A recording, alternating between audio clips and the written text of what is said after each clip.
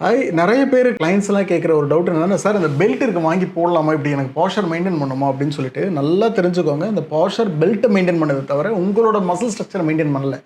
நீங்க அது ரெகுலரா பெல்ட் போடும்போது அந்த மசில் வந்து ஒர்க் பண்ணி இழுத்து பிடிக்குமான்னு கிடையாது. பாசிவா இழுத்து பிடிக்குது. அப்படின்னா ஃபார் எக்ஸாம்பிள், சாஞ்ச வாழை மரத்தை தூக்கி ஒரு நிறுத்துற மாரி. அது வேரெல்லாம் கொஞ்சம் கொஞ்சமா இருந்து ஸ்ட்ராங் ஆனா பரவாயில்ல. பட் போஸ்ச்சர் மெயின்டைன் ஆயிடும்.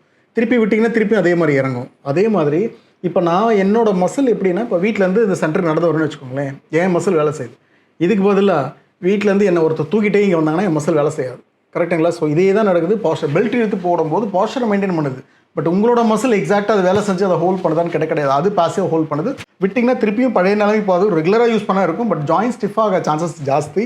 அந்த பெல்ட் அப்படியே மெயின்டைன் பண்ணிட்டே இருந்துச்சுன்னு சொன்னால் அங்கங்கே இருக்கிற ஜாயின்ட் ஸ்ட்ரக்சர், ஜாயின்ட் ப்ளே மூவ்மெண்ட்லாம் ரெஸ்ட்ரிக்ட் பண்ணும். ஸோ மோஸ்ட்லி வந்து பார்த்தீங்கன்னா என்னால் போஸ்ச்சரை மெயின்டைன் பண்ணவே முடியல. பை டிஃபால்ட் போகுதுன்னா on and off weekly once or ட்வைஸோ இல்லை மந்த்லி ஒரு 3-4 டைம்ஸ் போடுறீங்கன்னா பரவாயில்ல. பட் ரெகுலராக அந்த போஸ்ச்சர் யூஸ் பண்ணி பெல்ட்டை மெயின்டைன் பண்ணுச்சுன்னா உங்களோட மசில் இருக்காது. அதுக்கு பெஸ்ட் சொல்யூஷன் போஸ்ச்சுரல் ரீஹாபிலிட்டேஷன்.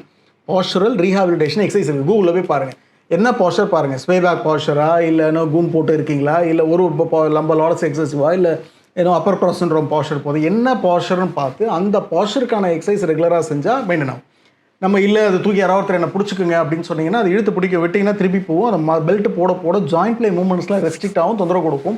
ரெகுலராக யூஸ் பண்ண வேண்டாம். ஒரு வேளை எனக்கு ஒரு வாரம் யூஸ் பண்ணுறேன், 10 நாள் யூஸ் பண்ணுறேன் பண்ணிவிட்டு அதுக்கப்புறம் நான் அந்த போஸ்ச்சர் எனக்கு கான்ஷியஸாக அவேர்னஸாக மெயின்டைன் பண்ணதுக்கப்புறம் எக்ஸசைஸ் கண்டினியூ பண்ணுறேன். அந்த பெல்ட் யூஸ் பண்ணலாம். நீங்கள் 1 மந்த் கூட போடலாம். எடுத்ததுக்கப்புறம் நீங்கள் ப்ராப்பர் ஒர்க் அவுட். அதுவும் ஏஜை பொறுத்து மாறும். வயசானவங்க பார்த்தீங்கன்னா அதுக்கேற்ற மாதிரி தேஞ்சிருக்கும். ஃபார் எக்ஸாம்பிள், நாங்கள் ஒரு ஹாஸ்பிட்டலில் இருக்கும்போது போலியோ பேஷண்ட் ஒருத்தர் ஒரு 20 வருஷம் முன்னாடி கால் கை ஊனியும் நடந்தார். அவருக்கு நாங்கள் பிரேஸ் போட்டு நடக்க வைக்கலாம். பிரேஸ் எல்லாம் போட்டு ட்ரை பண்ணதுக்கப்புறம் தான் பெயின் ஸ்டார்ட் ஆச்சு. அது வரைக்கும் பெயின் இல்லை. ஸோ புதுசாக ஒரு பொசிஷன் போகும்போது 45 வயசில் தொந்தரவு கொடுக்கும். மெனோபாஸ்லாம் ஆயிருக்கும் 45 வயசில். அந்த டைமில் தேஞ்ச ஒரு பொசிஷனை போய் புதுசாக நான் ஒன்று பண்ணுறேன்னா ஒரு 2 மந்த்ஸ் கூட மெயின்டைன் பண்ண வலி ஜாஸ்தி இருக்குது. ஸோ அவங்களாம் கிராஜுவலாக போஸ்ச்சுரல் எக்ஸசைஸ் பண்ணுறது பெஸ்ட்டு. அவங்களுக்கு போய் பெல்ட்டை போட்டு ஹோல்ட் பண்ணுறேன், காலர் போடுறோன்னா 2 நாள் போடுவோம், 3 நாள் கழட்டி போட்டுருவோம். ஐயோ என்னால் போட முடியல வலிக்குதுன்னு சொல்லுவேன். ஏன்னா புது போஸ்ச்சர் அடாப்ட் பண்ண முடியாது.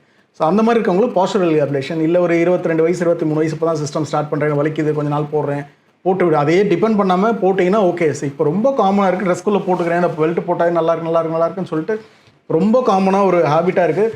அது ஒரு ஜாயின்ட் ஸ்டிஃப்னஸ் ஆகிட்டு அப்படியே இருக்குது. உங்களை ரிஜிட்டாக மெயின்டைன் பண்ணுது அந்த போஸ்ச்சர். அது வேண்டாம். அப்பப்போ யூஸ் பண்ண ஒரு நாளைக்கு 2-3 ஹவர்ஸ் போடலாம்.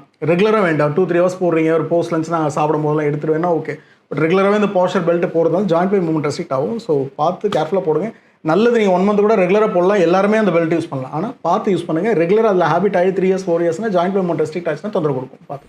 தேங்க்யூ.